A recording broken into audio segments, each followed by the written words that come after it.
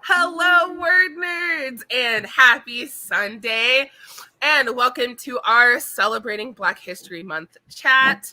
I'm very excited about this chat, so I hope you guys can get some fun things out of it. We're going to talk about some books. We're also going to talk about movies and TV shows that feature predominantly a Black cast or were created by Black creators. So that is super exciting. So no pressure if you aren't familiar with these things. I was telling the word nerds before, like, I was feeling all of the pressure because I was like, I am Black, so I have to know all of it, obviously. But you know, that's not the case, but that's all right. So we can go ahead and jump into talking. Oh, here's the slides. Yes, I was making slides. So talking points, books, movies, and TV shows. I put 2 of my favorites. Currently reading White Smoke right now. I love it. Yes. So spooky. It looks so good. It is very spooky, and the cover is gorgeous. Yes. It is absolutely gorgeous. I love. All right. We talked about this a little colors. Bit last week, but the audiobook for it is so good. I'm listening to the audiobook. Yeah. I love Scribd.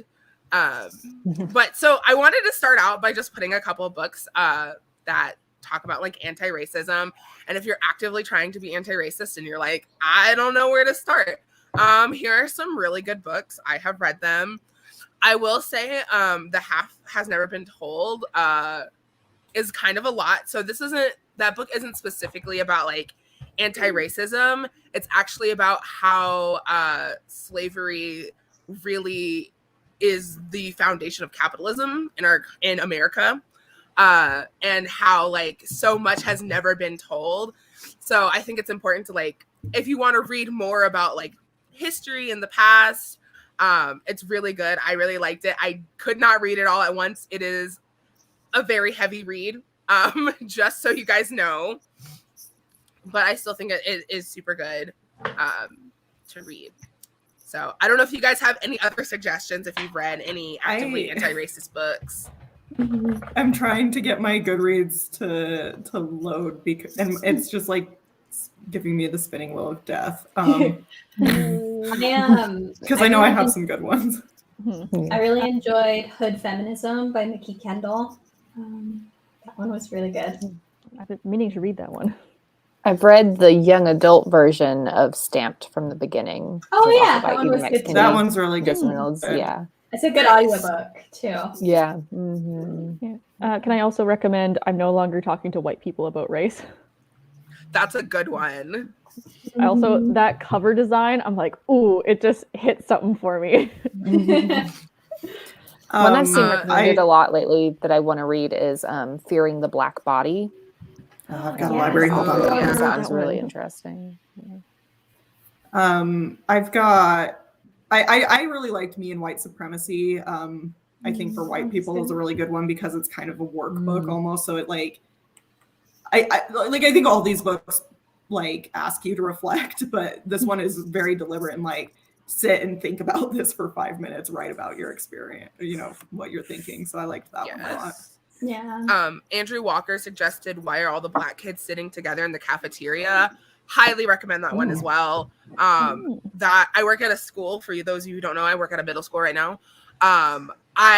One of the teachers had asked, because it's Black History Month, like, what are some books that us as white educators should read? And I suggested that one. It is really good. So 10 out of 10 recommend that one. I think also, I've also read So You Want to Talk About Race. I liked that one a lot.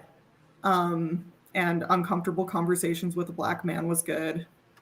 And I don't know that it's like a super directly anti-racist text, but Hunger by Roxane Gay, I think talks a lot about like the reality of living not only in a Black body, but in a fat Black body. And like really the theme of that one is like trying to navigate the world in her body. That I feel like I learned so much from that book. And she writes. I'll have to check that one out. I've read some of her other books, but I'll definitely have to check that one out. I feel like I could relate. Also, if you have kids, Anti-Racist Baby, I recommend that one. Well, I'm gonna buy that one right now. It's adorable. It is. I love the illustration, but honestly, is it like a board book? Yes. I think I've seen that when I was working at Indigo. That was on one of the displays. Yeah, I don't think so. It just came out in like the last year or two. Oh, okay, so maybe that was a different one I'm thinking of. Doesn't that have? Isn't Feminist Baby? I think is the first one. That might be what you're thinking. Yeah, and then they did Anti-Racist Baby and like a couple others. There's also whip that baby into shape. Yes. There's also A is for Activist. It's not specifically like an anti-racist book, but that's another really good kids book for talking about, starting those conversations for like standing up for what's right, not always what's easy, things like that. But yeah, so we can go ahead and move on and talk about fiction. All right, so I just have a bunch of books. We don't have to talk about all of them. We could talk about books that aren't here. But yes, shout out to Kyra for sending me some of these covers that are absolutely gorgeous. I really want the Survive the Dome one. What is that about? Somebody tell me. So that one is not out yet. It's a forthcoming book by Kasoko Jackson that has been pitched. It's like sounds kind of sci-fi dystopian. It's like a BLM meets, what is the other comp title like? I don't know. My understanding is that kind of the premise is this during a BLM protest, this like impenetrable dome is placed over the city of maybe Baltimore, a city where a protest is happening. Yeah, it's Baltimore. So like Stephen King's The Dome meets BLM. Yeah. So like yeah. Survivalist BLM. Yes, my and gosh. it's a rocking cover. Yeah, gorgeous cover. The book's page right now, and it's pitched as The Hate You Give meets Internment. Oh, wild. That sounds really good. So like I love Talia Hibbert, and another great Black romance author that I love is Alyssa Cole. Like all of her books. She's the reason I started reading romance. Same. I'm gonna put that on my TBR. I'm gonna find some of her so books. good. All of the Royals ones are so good. Oh, okay. Do you have a favorite of hers? A Duke by Default is my favorite. Yeah, I like Duke by Default. She also has a really great historical romance series that takes place like during the Civil War, and it's really good. Ooh, yes. And it has like Black characters who are working as like spies for the Union and stuff. Okay, I'm definitely here for this. Yeah, I really like historical romance, and I feel like that it's definitely hard to find historical romance that has diverse cast of characters. So I'll definitely be checking her out. If you're like me and you are like all about horror and fantasy, like we said before, White Smoke is really good. The audiobook is like the only audiobook that's ever made me actually like jump and be like kind of scared while I was listening to an audiobook because it's really well done.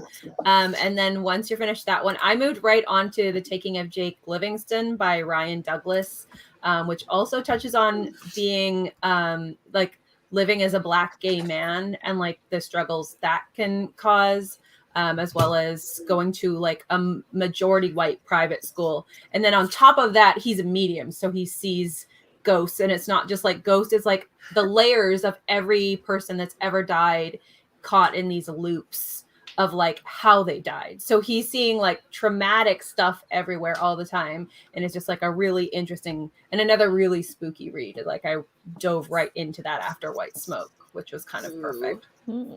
Awesome. That sounds really good. It was good. I think A Prince on Paper might be my favorite Alyssa Cole one. It's got fake dating. I love fake dating. That's like such a good trope. I think I read this in 2020, and it was my favorite book of that year, but Raybearer by Jordan Ifueko. Oh, yes. I love Raybearer. So good. It just, like, she obviously is Sunshine or whatever, and the love interest calls her Sunshine Girl, but like the whole book just felt like sunshine. Like it was so good. One of my favorite YA fantasies. I love Jordan Ifueko. I had the pleasure of moderating a panel at CFS last year. Yeah. Oh, wow. And she was on the panel. And that was really good. And she said something like really interesting. She was talking about how it was really important for her to write Black joy. And I definitely get that from this book, you know. And I totally agree with that. Like that one's been optioned by Netflix, hasn't it? I think so. Yeah. I think so. Yeah. Ooh. Which is exciting. I also just love Jordan. She's just like the sweetest human like ever. If you don't follow her on TikTok, I also highly recommend. Yeah, I was about to say she's a great TikTok. Yeah, I have a list of Black book talkers that I want to pitch a little bit later. So she's definitely you can pitch it now since we're talking about books. I was gonna make a book talk slide, but then I ran out of time. So, sure, okay. Yeah. Here, I'm going to copy this over into the chat. While Rachel's doing that, another one I wanted to touch on was this one. Did I do that? Oh, yes. Fear of the Witching. Yes. We read that Witching. and we read that for book club, and this was one of my favorite books we've read for book club because it was like the right combination of spooky and super dark and witchy. So yeah, that's by Alexis Henderson, and that is like really well written and well done. The book she's working on right now she's been tweeting about the book she's working on right now, and it sounds really good. Like some good horror. That's awesome. Yeah, I love it. I was gonna say one of my favorite. Go ahead. No, sorry. Go ahead. I was gonna say one of my favorite fantasy books last year was Black Sun by Rebecca Roanhorse, who is Black and Native American. It's just like a fantastic fantasy novel, and I'm really excited for the sequel. And now I'm reading another one of her books, Trail of Lightning, which is like post-apocalyptic. Ooh, that's on my TBR. Monster fighting. Yeah, I know. Really I like good too. So I have my Goodreads open on my phone, like next to me, and I'm like, all right, adding this next. Post-it note. I put a hold on the audiobook for White Smoke already. I was like, nice. I had one hold left at my library. I was like, that's the one it's going to. I literally also pitch a really, really fantastic fantasy novel would be A Song of Wraiths and Ruin by Roseanne A. Brown. I think that is one of my favorite like high fantasy books of all time. It's so well done. I'm like, my books are in just stacks, and I'm like, I know I have Trail of Lightning in there somewhere, and I just have to find it in one of the stacks. I was inspired by Dez's TikTok about her February TBR, and I decided to like just read books by Black authors this month. And my favorite one I've read so far was the 5th season by N.K. Jemisin. It's won tons of awards for like good reasons, but it is really fantastic. If you want like a really like high fantasy, adult fantasy type book, it's really good. I've had that on my TBR I'm for also so here. long. I feel like in the back, but I might be curious of like what is that one about more? Like I've read the description so many times, and I want like a person I know to describe this. This is actually a good question to ask because I think this book is funny because the description like does not accurately depict the book at all. Like it took me long. I've been wanting to read an N.K. Jemisin book because she's won so many awards for fantasy. But like reading the description of that one, I was like, I don't know, because the description's about like this mother who like is like tracking her daughter across this like apocalyptic wilderness, which like is a part of the book. But what the description doesn't say at all is that there's actually like 3 storylines in the book. So there's like a young girl who is being taken to this like academy to be trained in. So like there's these people in this in the world this is based in called Origins, and they like basically it's like this world where like there's constant like earthquakes and volcanic eruptions and stuff like that. And so the Origins can like help control the earth shaking. And anyway, so one of the storylines is this like young girl who is an Origin who's being taken to like be trained. And then there's like a young woman who is an Origin who is like traveling with this like more skilled Origin to like go like take care of this problem in this one town. And they're supposed to be like procreating together to create like a powerful child. And then the third storyline is about the mother who like her husband. So she's an Origin and no one knows. And I guess her husband found out and killed their son and stole their daughter, and she's like tracking them across this like this like apocalyptic event has just happened, and she's like tracking them to try and get her daughter back. So it's got like these different stories, and you're like figuring out how they all like interconnect together as the story goes. And it's just like it's such an interesting, like the world building I think is what like really stands out in the book. Is it is like just a really cool concept for a family. Wow, that is not what I thought that book was about. No, the description's Much more complex. It sounds dope. Yeah, it sounds really good. Yeah. Yeah, I'm excited to read my- the sequel and find out like what happens next. we haven't mentioned many contemporaries. I recently read Honey Girl by Morgan Rogers, which is Yes, about that one's so this good.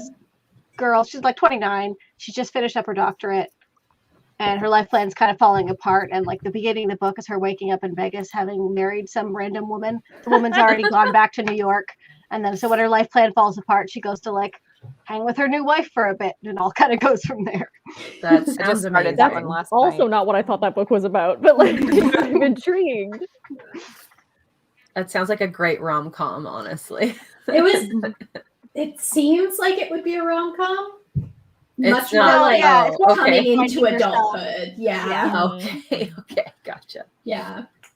There's like a lot of like mental health that is done and stuff. Relatable. Okay. Yeah, exactly. Yeah, lots of rom-com. Yeah, I went in thinking it was a rom-com, and like halfway through I was like, Wait a minute. Oh yes, in case anyone's wondering, we're swapping people out because we have more than 6 people in our chat today, which is great. Yeah, but And we every started once in a talking while- about contemporary, and I asked to tap back in because I Yeah. have stuff that I It's like, this about. is my moment. This is my moment. Contemporary, I professional. read so many great YA, like mostly YA contemporary last year, contemporary and rom-com. Happily Ever Afters by Elise Bryant was like one of the cutest books I read last year. And just like great character development. Also, one of my favorite books from last year was Felix Ever After. But just like, it was so good. Okay, I asked to tap back in, and now I'm like forgetting all the ones that were on the tip of my tongue. Charming as a Verb by Ben Philippe. And then that one, this guy like forges this signature to get into college, and then ends up like falling for the daughter of the woman whose signature he's forged. Oh, interesting. So it like kind of turns into this whole thing. If possible, if y'all can remember all the books you've said, if you can put them in the private chat, I'll compile them and put as many of them as we can get back together in the description box when we're done. Mhm. I really enjoyed When You Were Everything by Ashley Woodfolk. A great like friendship breakup story. That was also Love one of a my good favorite friendship reads from breakup. last year. I have another one I was going to ask about. Oh, this isn't contemporary though. I'll wait. It's never contemporary with me. I liked Simone Breaks All the Rules. In that book, Simone is a character who has like very strict parents, who she like kind of makes some pact at her school with some other friends who have very strict parents to like break all these rules, and then like they do, but it all kind of falls apart on them, of course. And I really enjoyed that one. I also really enjoyed Excuse Me While I Ugly Cry, where this character keeps a journal of just like all her most personal thoughts that then gets stolen, and she basically gets blackmailed into. She keeps a lot of lists in this journal but they're like very, very personal lists, and so she has this one list that's like a very personal bucket list of things she knows she should do but absolutely does not want to, and someone steals this journal and starts blackmailing her into like doing all the things on her list. An introvert's nightmare. Right. I'll just give one more. Rise to the Sun by Leah Johnson, which is like a romance that takes place at a music festival and was great. That's cute. I like that concept. I also really liked I have to get the full title, The Field Guide to the North American Teenager by Ben Philippe, which like voice, but then I like just fell more and more in love with like him in the book as it went on. So it was really great. Oh, can I say one that I'm excited about that's coming up? So in March, there's going to be Blood Scion by, oh no, I can't pronounce her last name. It's like Deborah Falaye.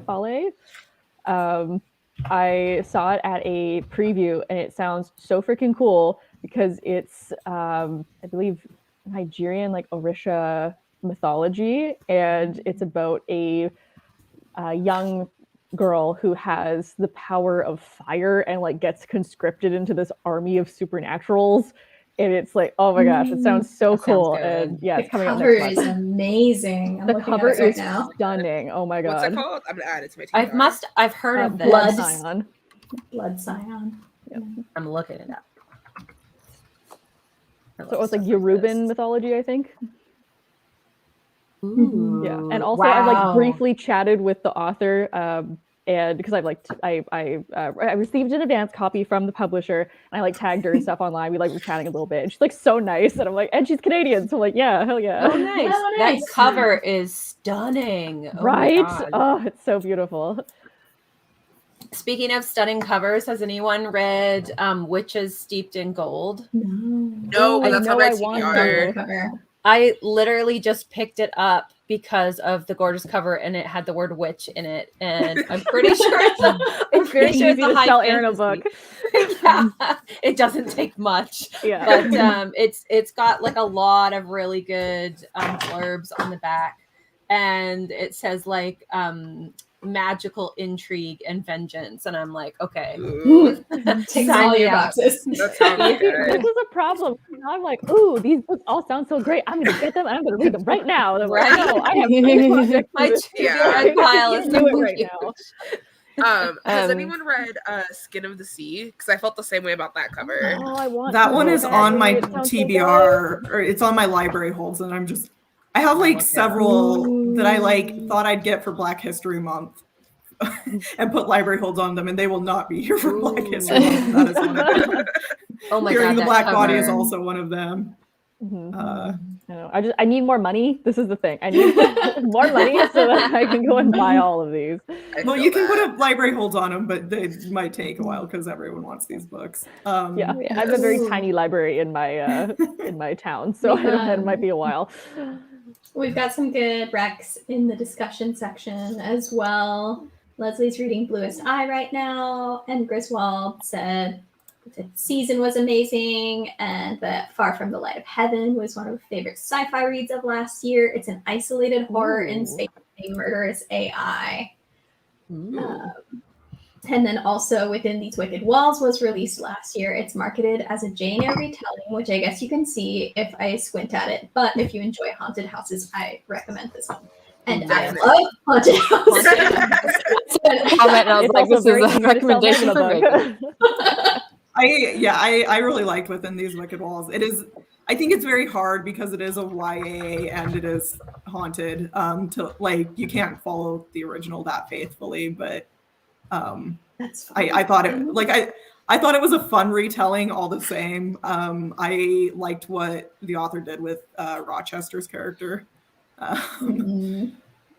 So that's a good one too. excellent. The library has I like the it now. cover of that one too. Mhm. So many nice covers. Has anyone read the Gilded Ones? I have. Yeah. Do you like Great. it? I haven't read it, but actually 8th grade is reading it right now for their like class novel read. Really? Oh, cool. Yeah, That's so awesome. I thought Oh I no, would I pick it really up. liked it. It combines magic, which I love, and math, which I hate, but it somehow like makes it work. And yeah, there's like a really diverse cast. That's It also has a gorgeous cover. also Yeah, a it beautiful cover. does. Yeah, I still need to read the third one of the series, but I have the first two, and I think they're really great. Very good if you like Six of Crows. Like if you want another heist, but like with a Yes. very diverse cast, who's also there's like neurodivergent characters in there as well. Yeah, I thought it was really good. I love it. I love heists. I feel like we haven't picking it up. really touched on sci-fi yet. I loved The Sound of Stars by Alicia Dow. And I know she has another one that came out that I also have a library hold on. So I haven't read that one yet, but I also I don't sci-fi. I feel like we haven't touched on quite as much. Anything by Tochi Onyebuchi is so good. I really, really enjoyed Riot Baby. I've had Binti on my list on my TBR for like 3 Same. years. Yeah, me too. Otherwise, I don't read a ton of sci-fi, just period. Yeah. Well, this is also, which is also like my experience. Like, I don't know if you guys are finding this too, but I feel like there's a lot more adult sci-fi that's being written by Black authors, where there's not a lot of like YA sci-fi. Like, I feel like YA fantasy is kind of like, that's kind of being dominated by like female Black authors, whereas like sci-fi is like the adults. I don't know. I felt the same way a little bit about fantasy, adult fantasy, or at least it feels like, maybe I'm wrong, maybe I'm completely wrong because I'm just getting into adult fantasy, but it felt like to me that there were a lot more like longer established Black female fantasy writers. I mean, in adult specifically, rather than YA. I don't know. That's so weird. I have the exact opposite experience. But like, now it's different. I feel like, but I like I said, I'm just diving into adults, so I could be just like way off base. But just from what I was seeing on the bookshelf, I think with young adult science fiction, it's just not a very well explored genre in young adult. True. So there's just not as much sci-fi being published. Period in the YA. Unfortunately, I did. I did really like Pet by Ifueko Imezi. That's a really good sci-fi that's kind of like lower YA, upper middle grade ish. But it's like really good. It's a really interesting world with a Black trans main character. So also, Phoenix First Must Burn. It's like an anthology. And that one, I think it was all sci-fi. There might have been some more like fantasy bent ones, but I'm pretty sure it was all sci-fi. It's been a long time, but. Also in the comments, Nazy41 says, "An Unkindness of Ghosts" and Starland have been some of my favorite reads by Rivers Solomon. Yeah, Rivers Solomon has such a cool writing voice. I was gonna say The Unkindness of Ghosts is one of the coolest titles I've probably ever heard. Yeah. Like agreed. I think they also do what's something about the deep, like into the the one with like the mermaid on the cover, right? Yeah, I know which one you're talking about. I'm like, I can't remember what the title is. I read it like 2 years ago. Oh no. It up. Rivers Solomon. The Deep, I think it's just called. Oh, it's just called The Deep. Okay. I was close. I was there, yeah, The Deep, yeah. Which actually I think is similar to Skin of the Sea. Kind of has that same. They're both like mermaid. Black Mermaid vibe. Yeah. I am here for the Black Mermaid vibes. Hell yeah. I'm feverishly writing everything down on my phone. So I'm like, yes, I need all these books. It's like, we haven't even gotten out of books yet, and I'm so stressed about how much time I have. I was gonna say, if you guys are ever looking for like a like Black indie fantasy authors, I really like Jessica Cage. I keep losing my pens. They're all on the floor. Oh, okay. Jessica Cage writes, like, I started reading her Siren series, and what? I need to look this up. Yeah, like I found her on TikTok because I love her TikToks, and she made one like talking about how like when she was younger she never had like the kind of books that she wanted to read, so she grew up and wrote them all. Nice. Like she has one series about a djinn, and I think that is super unique because I haven't read many fantasy series with like a djinn. So I think that she's pretty cool. Added to the Goodreads. Yes, read all of her books. They're also on Kindle Unlimited, so if you have Kindle Unlimited, yes, perfect. Like, yes, I started reading. I think it's called A Siren's Call, and all of her covers are gorgeous. Like, I don't know, like who she goes to get her covers or if she does them herself, but like they're all just beautiful. I love them all. I know we like earlier kind of briefly talked a little bit about like historical romance and how there isn't much, but also some just like historical fiction. I really like The Vanishing Half by Britt Bennett. Was a really fantastic book. And then I have holds on 2 historical fiction books that are actually based on real people that I'm excited about.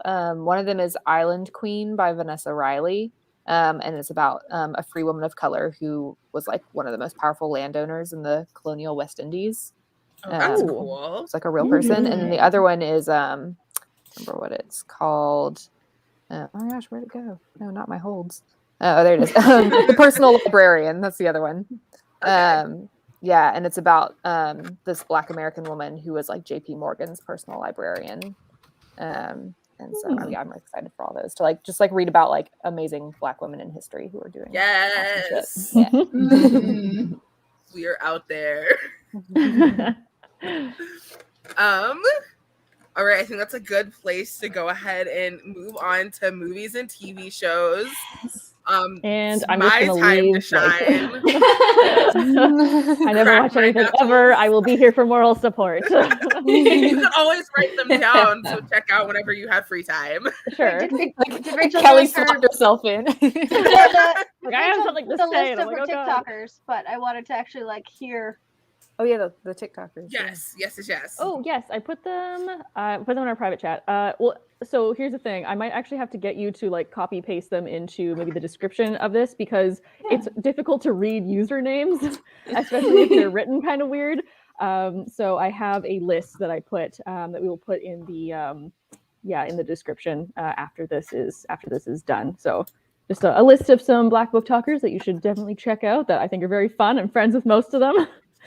And I wish to be friends with the others.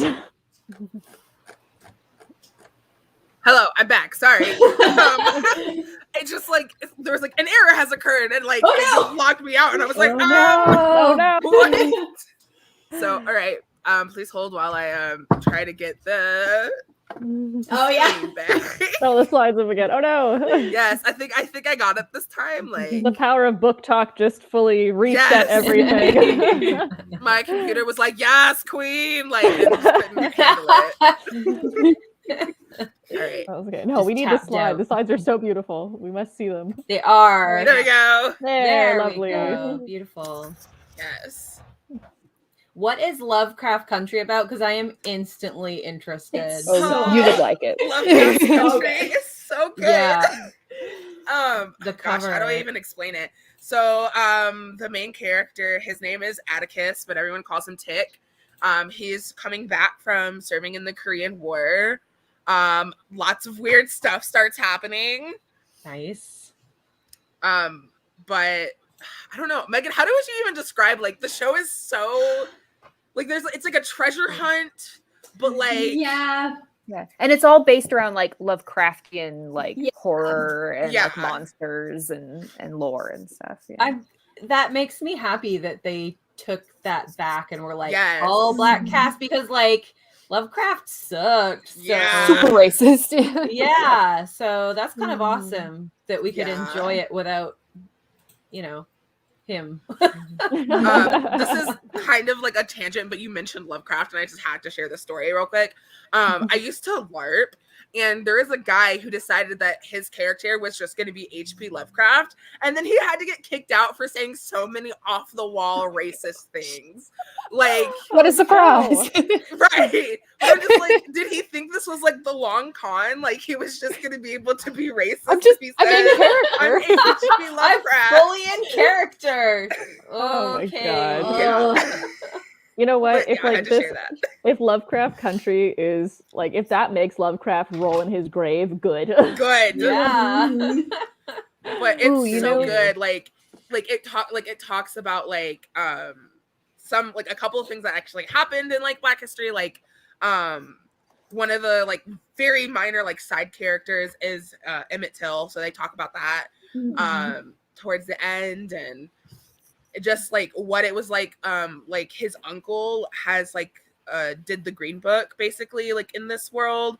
So he would travel and see like where was it safe for like Black people to travel. So it was a really, really well done show, and I'm very sad that there's not going to be another season. What? There's not? Oh, you didn't know that? No. HBO canceled it. We canceled it. Yeah. And it's really sad because like they had already planned like a season 2. Like they had like a lot of the stuff like ready to go. I thought surely there was a season 2. Nope. I didn't even bother supposed to be. Googling if there was, because I was like, definitely there is one. Yeah. There was supposed to be. There is definitely supposed to be. Oh no. I know. Okay, well the 7 of us in this chat will make it happen. Yes. We have No the money funding. and no power. I will say that Lovecraft Country is still so good, even knowing that there's not going to be another season. For like sure. this Still first watch it. season holds up on its own, like on its own story. Cool. But yeah. Definitely gotta check it out. Yes. Oh yeah, 10 out of 10. And Oh, Griswold I thought of left a another comment. show that could have been on here. That's amazing. Abbott Elementary. Yes. I love Abbott Elementary, and I know I've told you guys this, but I love Quinta Bronson. She is the show's creator. And I've been watching her since she was on BuzzFeed. She was like on BuzzFeed forever, and then she branched off on her own, and she does like comedy, and she's so funny. Like she has a comedy routine like bit that talks about her in an interracial relationship, and it is some of the funniest things like ever. If you guys don't know, I am married to a white man, so I very much related to Quinta's comedy. It is iconic. I know that this is like the oldest show, and people are going to be like, oh my God, Erin, that's 2012. But I got really, really, really hooked on Scandal when I first started watching it. Like, Olivia Pope is like a queen. Yes. She is the most amazing, manipulative, smart, intelligent character that would just be like, I'd love to write a character like her someday. That's just that clever, you know. So yeah, I got. I'm super a hooked on that huge one. Kerry Washington fan. Yes. I don't know. Did you guys? Has anyone seen Little Fires Everywhere? No, I've been meaning Oh, that is such a good one. That one's really interesting because it shows like 2 families. So there's like a white family, and then there's a Black family. She's a single mom. And there is some like really like they talk about race in a really, really good way. And it's like little things too, and it takes place in the 90s, I believe. So like it's really good. I highly recommend. It's on Hulu. It's also a book. Yes, I haven't read the book. I've only seen the show. Yeah, I've read one of her other books, but not that one. That is a really good one. We had a comment from N. Griswold. The trailer for Jordan Peele's next film, Nope, was released today. And I'm so excited. It looks so good. I haven't seen the trailer yet. I need to. I was going to bring Jordan Peele up because I saw Us. Did any of you guys see Us in movie theaters? So good. I didn't see it in theaters. I saw it when it came out. I feel like you have to see his movies in movie theaters. I feel like just to get the full freakiness of it. Oh, that was such a good movie. They did an Us haunted house at Halloween Horror Nights a few years ago. Oh, so good. So scary. Just the people standing there with the scissors, like, oh, it was great. Oh my God. I'm assuming you guys have seen Get Out. I have, yes. I have seen a thing. I've seen a thing. Oh my God. Yeah, you've seen a thing. One single thing. I have to say, like, that movie is extremely scary. Like, especially like if you see I don't know if you guys have seen the alternate ending. Oh no. Yeah, the alternate ending, the cops don't believe him and he's in jail for murder. Yeah. Oh no. So that's always the scariest endings when like the people you go to don't believe you. I'm like, it's too real. I hate it. The more realistic ending. Yeah, honestly. I love that movie. Have you guys seen Jordan Peele's new Twilight Zone? No, there's a new Twilight Zone. Yes. Oh my God. I remember when that was announced, and then I like never saw when it came out. Like, it's good. I only saw a couple episodes, but I really liked it. What platform is that on? Paramount Plus. Thank you. Okay. I'm okay. Untitled. I don't know. I've been sneezing all day. It's a problem. Is on your slide is the one with the 2 tornadoes? Is that Raising Dion? Yes. Okay. I know it's Still need to kind of watch that covered. Has anyone seen like season 1? I know season 2 just came out. Only haven't, season but- 1, yeah. Is it like a disaster one? No, it's about a superhero little black boy who develops superpowers. Oh, that's badass. And it's actually based on a short film. And Michael B. Jordan picked it up and he's producing it. Cool. That's cool. Yeah, it's So about like I a love single when things like mom that trying to happen. raise this child. Yeah. Yes. With superpowers. And I love the like Oh god. I love that, like, you know, he has superpowers, but like she's also a single mom trying to raise like a black son, a black boy into a black man, which in itself is very, you know, challenging and scary, you know, in this political climate. But I saw the first season, absolutely loved it. Definitely have to watch the second season. But the little boy who plays Dion is so cute. He's adorable and he's very good. Like, some child actors are annoying, but he's actually really talented. Yeah. We had a comment from Savior Forever that said Jordan Peele went with the happy ending because he thought that he put Chris through so much. He deserved a W. I respect that. I respect that. And Andrews said, I've been putting off watching Abbott Elementary, and I have no idea why. I don't know why either. I don't know why either. Watch it. Do it now. Like right as soon as we're done, go watch it. I'm making the list. We'll put the list in the description. Has anyone anyone else seen? seen- Go ahead. I was gonna say, has anyone seen the movie Black Klansman? Because I really enjoyed Yes! that one. Yeah, it's a great Oh, movie. my God. They made that a Movie. movie. I knew it was a book, but I didn't realize they made It's it a so movie. good. It is. It's got Chadwick so Boseman, isn't good. it? Doesn't it? No, I don't think so. No. I'm thinking No. of a different. I don't watch a lot of movies. It has Adam Kylo Driver. Ren. I can't think of his Adam Driver. Kylo Yeah, Ren? Adam Driver. Yeah, I was Kylo like, Ren's what's there his- for whatever reason. Yeah. I guess I got my It's Kylo sci-fi Ren. I got my Kylo Ren sci-fi just franchises busting. mixed up. I don't know. Kylo Ren taking down a cult, whatever. Black Klansman is really, really good. But I will tell you, I sobbed at the very end. So this isn't a spoiler, but I mean, I guess a little bit, but not really.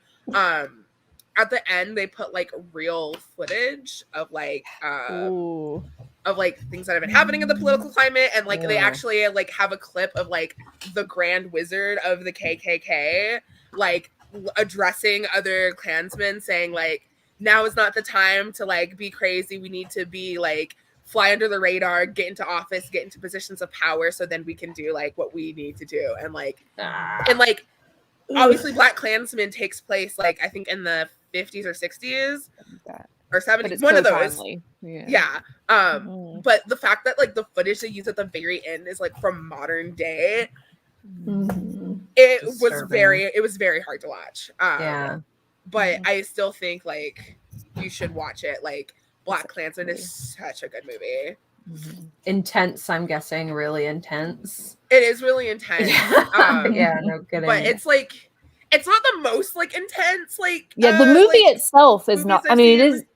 The movie itself is like it's intense, but it also has like comedic moments and stuff. But yeah, it's like when you get those clips at the end that it like that's really hits you. It brings the frame, like obviously like you're watching a movie and like it's based on true events, but like seeing like the actual footage just like it brings you into like the present. Yeah. And I think it was really important because it's so easy to like watch movies like that, like as a white person and be like, oh, things were so bad in the 50s. Past. Yeah. But like bringing it into the present was like really impactful. Yeah. Yeah. We cured racism, and you're like, oh, tell that to the friggin' convoy in my goddamn. Anyways. Oh yeah. Anyways. Yeah. No, I've had people tell me that racism doesn't exist. And I hadn't heard. Yeah, like wow, really? No, I love it. Isn't that like I think it's like a tweet or maybe something on Tumblr that's like, I don't understand people that are like, oh, I love the 50s. Like we still have milkshakes and racism. Yeah. Let's not romanticize the 50s. Yeah. Only person who should be saying that shouldn't even be saying that, but like maybe is too like not with it to be saying that would be like an older white male. Like that's the only way you're gonna have a good time in the 1950s. Otherwise you're even screwed. then, like, did you see the food they were making in the 50s? It wasn't good. Yeah, True, yeah. Has anyone seen Umbrella Academy? Yes. Okay, Oh my so God. I was gonna talk about when Yay, in Tyra, season 2, Season you guys 2, have seen yeah. season 2, right? Mhm. Yeah, when Yeah. Allison is transported back into the civil rights like Yeah. movement, I loved those. Every scene that they talked about that was so good. Yeah. Like, Well, and I know, like, in her interviews, the actress has said, like, she really enjoyed doing that storyline because it felt like, you know, even though this was a scenes taking place in the 60s, she's like, the idea of, like, the Black body being brutalized is, like, still very relevant and, like, still on my mind a lot. Well, and I don't think that people, like, I know for me as like a white person, the scene where there's like the sit-in at the diner in particular, when all the Black people are sitting at the counter and they're like, they're not allowed in there, but they're like, it's a peaceful protest, we're not leaving. And then instantly the white owners and the white customers are like, go straight to violence. Right. And that's a powerful scene because you're just realizing all the little things people were doing to try to get like the most basic rights, you know, because you can think of it in a history sort of fashion, like, oh, you know, that was then. It's like, well, this is the type of stuff that happened. And I don't know. It was impactful. These and it people wasn't are largely still alive, and most I of was them raised your about parents. to say Like, that. I was like, you know, a lot of times, like when we talk about like Black history and like, wasn't you know, that long where ago. we've been, like my mom was born in the 60s. Like my aunt and my mom was the youngest of her brothers and sisters. So like they like my great grandmother is in a museum in Minnesota because she was the first Black woman on a Whirlpool line, like to work in the warehouse. Like this wasn't long ago. Like this wasn't that long ago. Like we have on my mom's side of the family, we have like land from reparations in Mississippi. Like it's like it seems like, oh, it was so long ago, but like it wasn't really. It really wasn't. Like Ruby Bridges is like 71. Like Whoa. Yeah. The time travel reminded me that they're making a TV series based off of Kindred by Octavia Butler. Yes. And I'm like excited for it, but also like scared of how like traumatic it's going to be. Like, yeah. it's not a happy book. So they're also I know we're not talking about books anymore, but Kasoka Jackson, who had the Survive the Dome cover that we loved, has a book out that kind of explores that question of like this teen gains the ability to time travel and ends up kind of going back to the 1960s, but it very much explores this question of like, hey, time traveling to the 60s means something different if you are Black and gay than it would if you were, you know, white and straight. And like I don't normally like time travel books, but I think that one was like so interesting to me and just pulled off really well. I literally had people like that I used to work with that would be like, oh, I wish we lived in the 19th century. And I'm like, says the exactly. straight white guy. Like, yeah, like no. Me and my husband have had conversations like that. Like we had mentioned like time travel, and he was like, if you could go back in time, like where would you go? And I was like, nowhere. No. I'm gonna stay here. And like even here is like if I have to, like can I go like forward to the future? Hopefully it's better. Like let me see where we can go. But like you have to think like really far back. Like, can I go pre-colonialism? Like... Yeah, like that would be cool. But when we were still beating each other with sticks and hunting mammoths. Like... But yeah, I'm excited to see like what they do with Octavia Butler's Kindred. Like I have a love-hate relationship with like movies that like depict like the slave era because there's just so many of them. There's just so many. And like again, like back to like I really wish we could focus on Black Joy. Like there was literally a new TV show that just came out a month ago maybe. That's called Women of the Movement, and it's about Emmett Till's mother. I don't want to watch that. Like, I'm sure it looks great. Like, I'm sure it could be a great story. I don't want to watch it because it's all about like pain and suffering. Like, this horrible thing happened to her child, and now like the story's about her. Like, I'm not sure that's what I want to do. Because the trailer came on while I was watching something else, and like when it started up, like I thought they were like making a show about Emmett Till, and I was like, that feels very bleak. And then it's about his mother, which is still bleak, but I was like, that's a little bit better than what I thought it was going to be. Like, I thought it was just going to be about his murder. And I was like, so.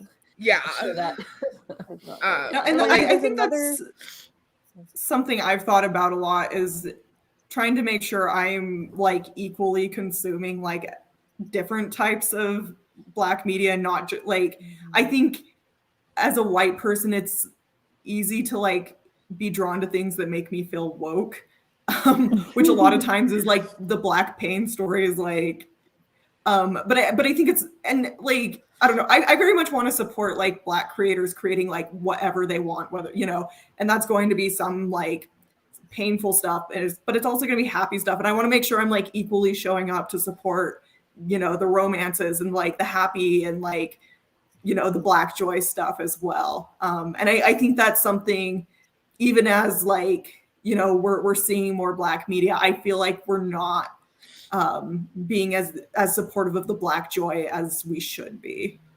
It doesn't get the same attention, definitely. Because pain is always seen as more like artistic and stuff, right? Yeah, gritty. I think it's a problem outside of, you know, because pain is seen as being more artistic and gritty. But I think it's like kind of compounded by, you know, that like white people will watch these movies or read these books about Black pain and feel woke, and I think that just kind of compounds the problem that's already there. Yeah, and like my issues, like a lot of these are like extremely difficult to watch, like, and like I don't know if like you guys like have ever experienced like it being like super uncomfortable to watch. Like, I like Django, like, but I've only seen it once. Like, that's a movie that I'm not gonna watch again. Even though I liked it and I thought it was, you know, had its funny moments. I like Samuel L. Jackson. But like I'm not gonna watch it again. 12 Years a Slave. I saw that in theaters. I loved it. I thought it was good. I think all of the actors in it did a phenomenal job. Seen it once. I'm not gonna watch it again. Me and my mom tried to watch Birth of a Nation, the Nat Turner story. We had to turn it off. Like, it was that bad. And like, why do people insist on continuing to make these? Like, I haven't seen Harriet. I've heard good things. The actress, I've heard she said some problematic things, but I haven't seen it because I'm not going to watch more media that focuses on Black pain. But like, moving on to like things that I think are great and don't focus on Black pain. Have any of you guys seen Watchmen? No, I watched the first like 3 episodes. I never finished it because I think that was around the time I canceled my HBO subscription. But I have it again now, so I should finish it now. It's so good. And like Watchmen does a really good job, like Lovecraft Country, where it could talk about the history of Black people in America, but it's not all sad. Like, you know, like it's really interesting. It's good. There's lots of fun, you know, moments. Like I love Into the Spider-Verse. Like that's another picture I have up here. I love Into the Spider-Verse so much. Love Miles Morales, and like that's all Black joy. Like I'm so here for Black boy joy. Like it's great, and I cannot wait for the sequel. Yes, it looks so good.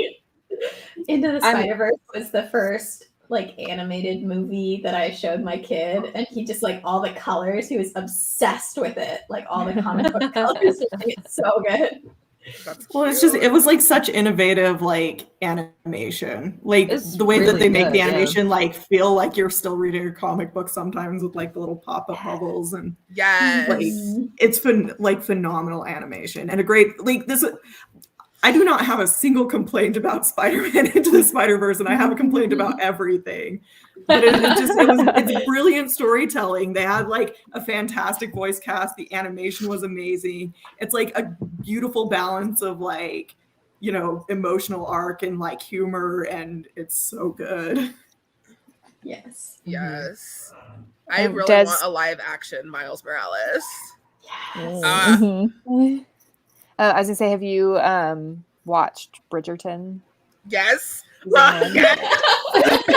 I love Bridgerton. It is so good.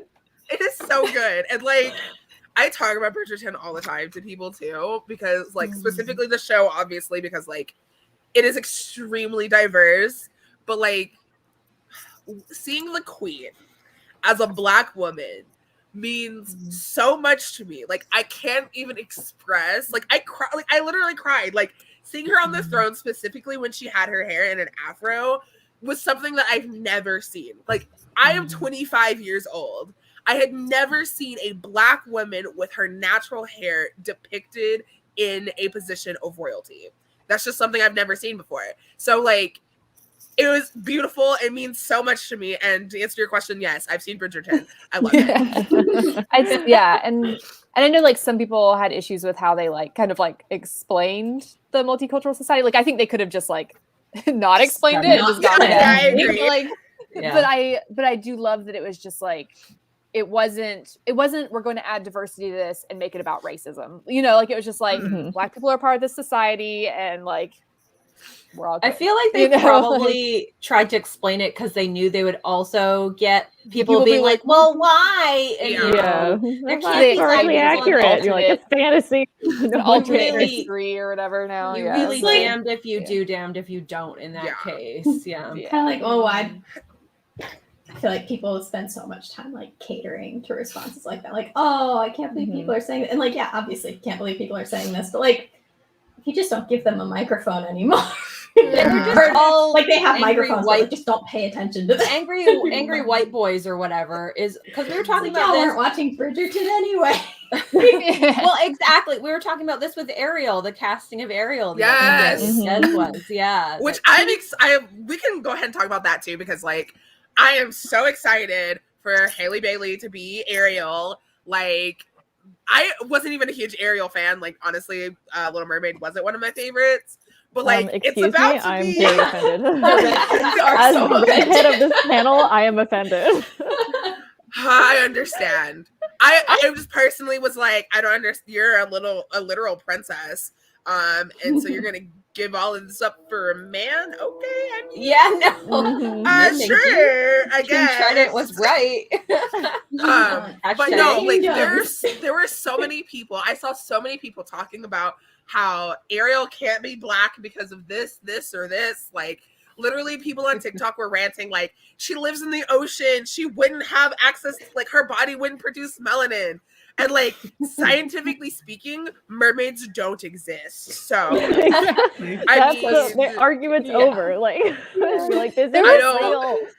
There was something else recently I saw. I don't remember what it was, but it was something like I think like fantasy or something, where people were trying to make like an argument for like these characters couldn't have dark skin because of equators and stuff. But dragons, exactly. Well, also, as the redhead, I'm totally cool with whatever diverse casting they want to do with the Little Mermaid. Fight you, Rachel.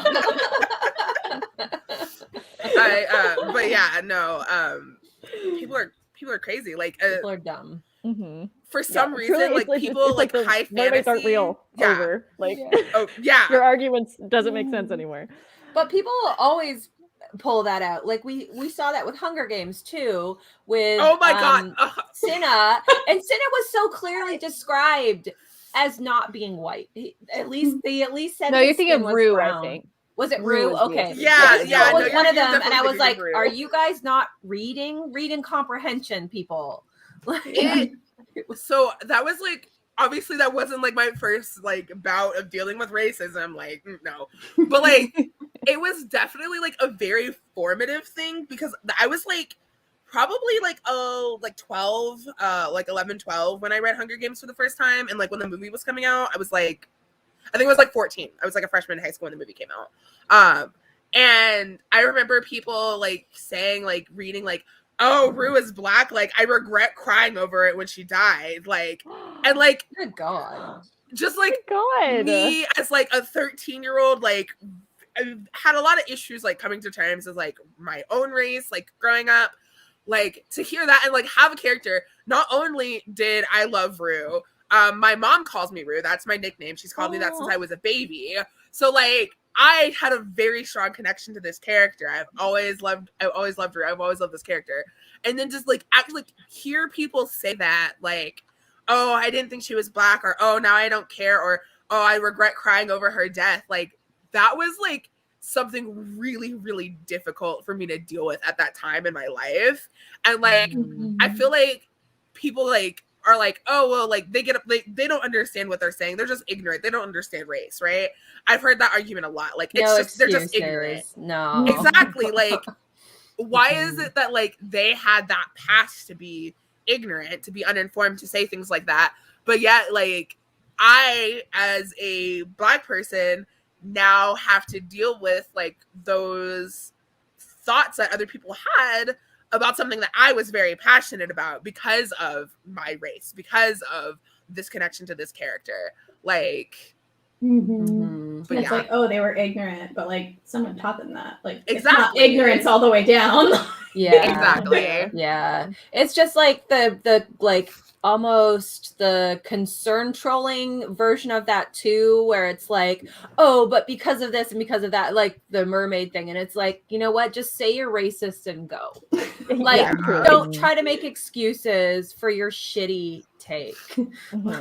We had a comment from N. Griswold that said, when I was 5, I lived for the Little Mermaid. I can't wait to see this film. You can find me with a cup labeled Tears of My Enemies while I watch it. Honestly, I don't know the actress, but I saw a picture of her as Ariel, I think. And she looks great. Like, you can't. She's a great actress too. She's on Grownish. If you're ever interested in like seeing her acting skills, she's on Grownish, and she's a singer. Also, it's like, y'all know that like the animated Disney Ariel is not the original Little Mermaid. Like, Hans Christian Andersen's tale does not know that. Hans Christian Andersen's tale does not say that she's a redhead. Like, she doesn't have to have red hair. We had a comment from Savior Forever that said, with the new Batman movie coming out, what are your thoughts on Zoe Kravitz as Catwoman? I think she looks fabulous, and she's Zoe Kravitz is Batwoman? Yes, oh my god, we stole my heart. I love Zoe Kravitz. I've been like literally since like she was in Divergent, I think is like the first thing like I saw her in.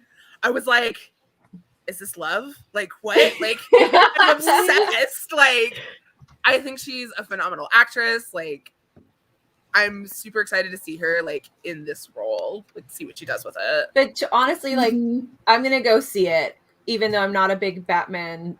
But like I don't mind it, but just between her and Robert Pattinson, I'm like, my little bisexual heart is gonna give out. I just need to know. I just need to see it. I really want to see Robert Pattinson just. I love that he like viscerally hates everything he's working on, and he lets everyone know it. Right? So I'm like, I want to see edgy Robert Pattinson of down. No one hated like, Twilight more than Robert Pattinson. Before like I know we're like rounding the hour mark, but before we like end the chat, there was one thing that I definitely wanted to talk about, which I'm a huge Disney fan, so like I couldn't leave the chat without talking about Princess Tiana, because she is my everything, iconic, my queen. But yeah, like what do you guys think about Princess and the Frog? Because like I've heard very mixed opinions from lots of people over the years. I loved Princess and the Frog. I definitely understand like the criticisms about them being frogs the whole time. Yes, that's a problem. But otherwise, great. Tiana's amazing. Love her. Love the music too. So fun. I think the music is like top, like I would say like top 5 like Disney animated movie for music. Princess and the Frog is up there. It's already going to be in my top 5 like personally, because again, like I finally got to see a Disney princess that was Black, like after my whole life. I've always watched Disney movies. I've always been a huge Disney fan. I would have loved it if she stayed a princess the whole time. That'd be great. Like it bugs me that like Disney and Pixar do not have a Black main character that has stayed a human the entire time. And it is 2022. That is such an issue. I wanted to like Soul when it came out. I know a lot of people love Soul. I don't like it. But like that's just like personally like I also hate, and like Princess and the Frog does this too. There are too many movies that show Black characters but do not show both parents. And this is a negative stereotype that has been like perpetuated for years. Like I've literally had like adults ask me when I was a kid, like if I knew who my dad was, which is a whole nother issue. But like by not adding both parents, like it's, even though like Tiana's dad like supposedly like died off screen in an honorable way, like even though like, you know, we still see I can't remember the guy's name from Soul, we see his mom at some point, right? We don't see both parents. Like that I do appreciate so bad. But we do at least see both of Tiana's parents. Like we see her dad. We do see both and he's of them. He's like a good dad. So like I feel like it's very clear in it that he's just like died. You know, like it doesn't seem like he's like some happy dad or something. But it's still, like still wanted that in a live dad.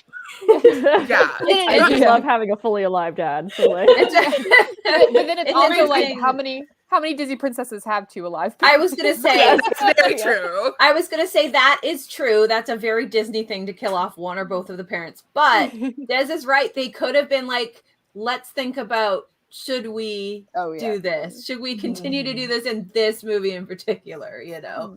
Yeah, and like that like adds to why like colorblind casting, like when they say things like that, like doesn't work. You think it's great. Like you think, oh yeah, like I don't see color, it's amazing.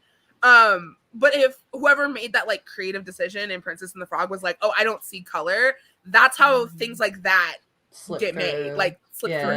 And like I said, like we do get to see her dad and her mom together at the beginning of the movie. We do, you know, assume that he, you know, has died off screen.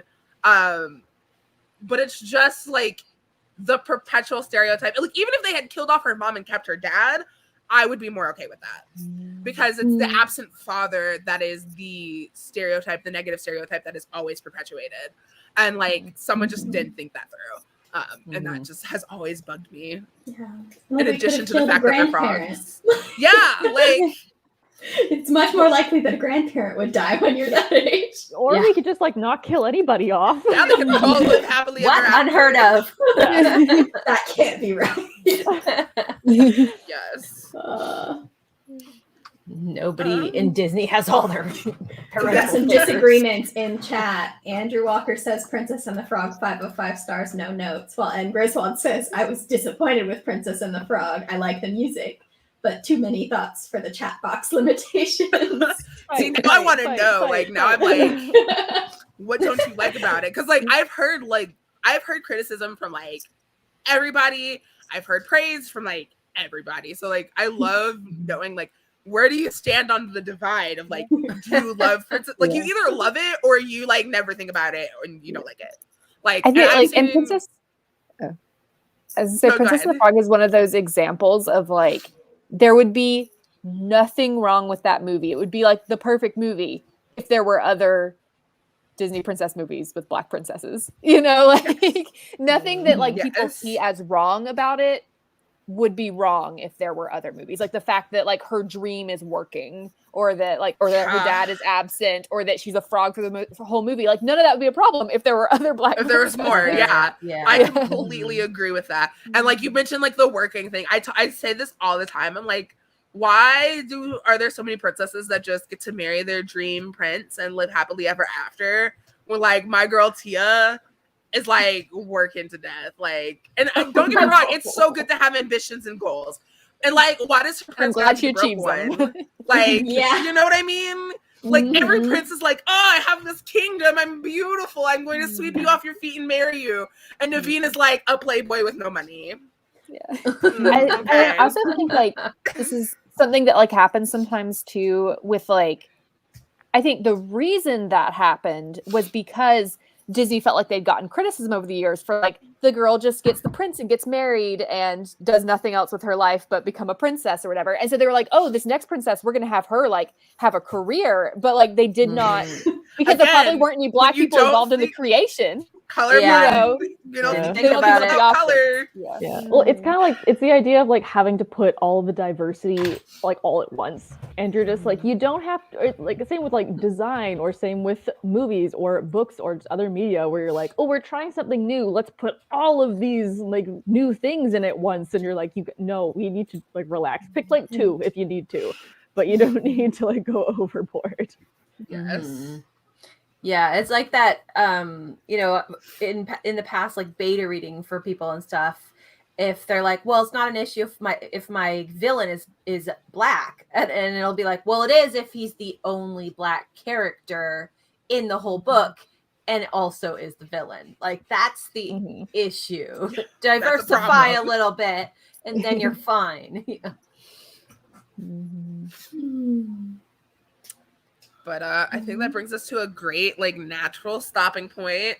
Thanks for listening to my Princess Tiana, Princess and the Frog rant. I can't believe we didn't get a slide just for Princess and the Frog. If I had more time, I absolutely would have Princess and the Frog and Soul, because so many issues. I could talk about my issues with Soul for like 3 hours. A whole slideshow. Like, literally, like, I'll just say real quick, because we already started going down this path, so now I gotta finish it. One of my big criticisms with Soul is like past everything else, past like him not being in his body for a good portion of the movie. He's like a grown man. This is a kid's movie, right? And like, I don't have a problem with like changing, like having characters of varying ages, but like, what other Pixar movie can you think of where the main character is an adult and there's not at least a child with them? Or like a teenager audience. Like, like I think his name is Joe. He's like in his 50s. Like, he's like late middle-aged failing jazz musician. What 4-year-old is going to relate to this story? Yeah. The old soul children. But all right, that's I can stop there. I just had to say my piece. To be continued. Yes, stay tuned for our Soul exclusive chat in the future. It's just gonna be me yelling about it. Can I say what I'm excited for? Oh, sorry, go ahead, Emma. Character. Oh no, so I'm like really hopeful and excited. I hope they don't screw it up. That the Lord of the Rings of Power show is going to have a black dwarf princess. Amazing. Ooh. Yes, all the fanboys were really mad about that one. Of course. Because did we also not know there was no black people in Middle Earth? So unless they're bad. Unless they're no black people, only elves. Also, no women ever. Black people can't exist in fantasy. Only elves, dwarves, and dragons. And dwarves and dragons. Yeah. And no women ever. And Balrogs. Except for that one sexy one.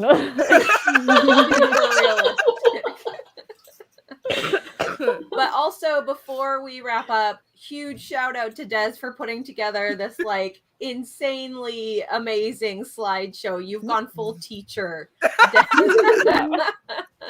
Thank you. I enjoy my slides. It brings me joy. Well, they're beautiful. Yes. Thanks. And thanks for everyone who's watching this. Thanks for coming and talking about Black media and Black content. I love it. I love sharing it with other people. I think that we shouldn't keep this topic exclusively to February. So, make sure that you're thinking about it in June and, next, July and all the other months in the year, because it is extremely important for everybody. So yeah, thank you. And we will see you guys next week. Bye. Bye. Bye.